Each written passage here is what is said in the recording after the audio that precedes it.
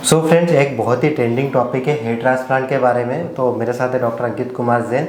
आज हम बात करेंगे एज को लेके कि अगर किसी को बाल्डनेस स्टार्ट हो गया अर्ली एज में ही, मतलब अर्ली एज में, और उनकी एज 20-22 हो गई है, 22 प्लस हो गया, 23 के समथिंग हो गई, 25 के पहले है वो, 20 से 25 के बीच में, और बाल्डनेस ऐसा सर कि वो थोड़ा ज़्यादा ही बढ़ने लगा है और दिखने लग गया है कि आजकल ऐसा हो गया ना सर कि लुक बहुत ज़्यादा मैटर करता है। तो यंग एज में भी कहीं कॉलेज हुआ या स्कूल हुआ, फिर ऐसा कम एज में भी लोगों ने जो है सोशल मीडिया पे भी आ जाते हैं, ऐसे वर्क होते हैं जहाँ लुक बहुत ज़्यादा मैटर करता है। सो क्या उनको अपना ट्रांसप्लांट करा लेना चाहिए कि रुकना चाहिए, या फिर किस तरह के बाल्डनेस में एटलीस्ट प्लान कर ले कि हाँ आपकी एज थोड़ी कम भी है, मतलब 20 प्लस हो आप तो, या तो आप देखिए, पहले ऐसे माना जाता था कि बाल्डनेस आपकी जैसे है ना स्टेबल होने का वेट करें फिर उसके बाद ट्रांसप्लांट में जाएं। लेकिन क्या होता है कि बाल्डनेस स्टेबल कब होगी? ग्रेड 7 के बाद। अच्छा, ग्रेड मतलब लगभग पूरा खाली हो जाए तब, है ना, तब तक आपकी बाल्डनेस प्रोग्रेस कर सकती है। ठीक है, तो ये फिक्स नहीं होता किसी का। जैसे पहले ऐसे माना जाता था कि किसी की फैमिली में ग्रेड 7 की बाल्डनेस है तो फिर उनको ग्रेड 7 जाएगी, किसी की फैमिली में ग्रेड 3 की बाल्डनेस है तो उनकी ग्रेड 3 पे ही रुक जाएगी। लेकिन ऐसा होता नहीं है। कई बार तो ऐसा होता है कि किसी की फैमिली में बाल्डनेस का ग्रेड होता ही नहीं है लेकिन स्टिल उसकी बाल्डनेस ग्रेड 7 तक भी चली जाती है। और कई बार किसी की फैमिली में बाल्डनेस ग्रेड होने के बाद भी उनकी बाल्डनेस कम ग्रेड पे रुक जाती है।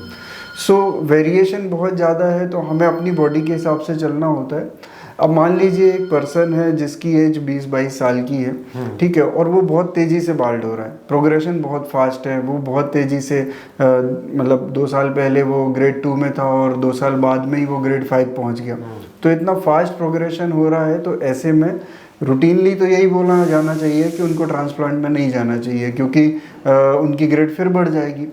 लेकिन इशू क्या है कि अगर वो वेट कर रहा है ग्रेड 7 में जाने का और वो ग्रेड उसकी आती है 30 साल 32 साल तक, तो जो मेन टाइम है उनका, जिस समय उनको बालों की रिक्वायरमेंट है, जब वो कॉलेज में स्टडी कर रहे हैं जहाँ उनका कॉन्फिडेंस लूज़ होता है, जब वो जॉब इंटरव्यूज़ की प्रिपरेशन कर रहे हैं उनका कॉन्फिडेंस लूज़ होता है, उनकी मैरिज की बात चल रही है उस समय कॉन्फिडेंस लूज़ होता है, तो मेन जो टाइम है वो तो वो बाल्डनेस के साथ गुजार देंगे, है ना। तो कहीं ना कहीं फिर उनको बाद में ट्रांसप्लांट करके वो सेटिस्फेक्शन नहीं आएगा जिस पर्पज़ से वो ट्रांसप्लांट में जाना चाह रहे थे। तो बालों की ज़रूरत उनको इस एज में ज़्यादा होती है। तो अगर 20-22 साल में भी आपको बाल्डनेस आ रही है और वो आपको इतना ज़्यादा आ रही कि आपका लुक बहुत ज़्यादा कॉम्प्रोमाइज़ हो रहा है, तो मुझे लगता है वो सर्जरी में जा सकते हैं क्योंकि सेफ्टी वाइज ये सर्जरी किसी भी एज में सेफ़ है ना। तो अगर 22 साल में ये सेफ़ है और आपको रिजल्ट दे सकती है तो आप 22 साल में इसको करा सकते हो परफॉर्म। उसके बाद क्या होगा, अगर आपकी ग्रेड ऑफ बाल्डनेस बढ़ गई तो आप रीसर्जरी करा के वो पीछे की ग्रेड को भी कवर कर सकते हो।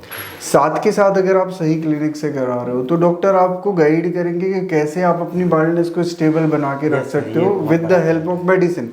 तो मान लो कि आपको आज ग्रेड 5 है और आप 7 में ना जाओ तो डॉक्टर आपको उसके लिए भी हेल्प करेंगे। तो हो सकता है एक ही ट्रांसप्लांट आपका 10 साल भी चल जाए और आपकी ग्रेड ना बढ़े, और बाई चांस आपकी ग्रेड बढ़ भी गई तो डॉक्टर इस तरह से अगर प्लान कर रहे हैं उस ट्रांसप्लांट को कि ग्रेड 7 भी वो कवर कर सके तो बाद में वो पीछे का हिस्सा आपका कवर कर देंगे। तो सही प्लानिंग के साथ आप एक डॉक्टर से कंसल्ट करके ट्रांसप्लांट में जाओ, टेक्नीशियंस के साथ मत जाओ क्योंकि वो अगर हो सकता है आपकी ग्रेड 7 को ध्यान में ही ना रखें, वो आपकी सिर्फ ग्रेड 2, 3 या 5 को रखें और आपका फ्रंट में ही पूरा एरिया यूज़ कर दें, तो आपको पीछे दिक्कत हो सकती है। लेकिन कोई डॉक्टर अगर माइंडफुल है, वो ध्यान में रख रहा है कि चीज़ें कैसे प्रोग्रेस हो सकती हैं और उस हिसाब से वो आपको प्लान कर रहा है, तो वो आज के लिए भी आपको एक डिसेंट लुक दे देगा और आने वाले समय में भी एक अच्छा कवरेज दे देगा।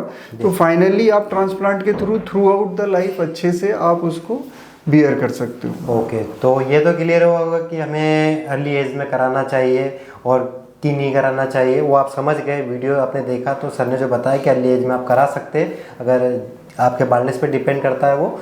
और एक सबसे अच्छी चीज़ सर ने जो बताई है ना इस वीडियो में, जो हमको लास्ट में बताई सर ने, कि अगर आप अर्ली एज में करा लेते हैं, अगर बाल्डनेस ज़्यादा है और कराते हैं, सो वहाँ पे आप हेयर की केयर सीख जाते हैं कि ज़्यादा बाल्डनेस नहीं बढ़ा है। तो क्या होता है, कई लोग केयर नहीं करते ना, तो स्टार्ट में स्टार्ट होता है और बाद में बहुत बड़ा बाल्डनेस हो जाता है, उनके पास डोनर तक नहीं बचता है, या फिर इतना बड़ा बाल्डनेस हो जाता है कि इतने ग्राफ तक नहीं होते कि पूरे एरिया को कवर कर सके ना, फिर हाफ हाफ होता है, आधा बच जाता है बाल्डनेस।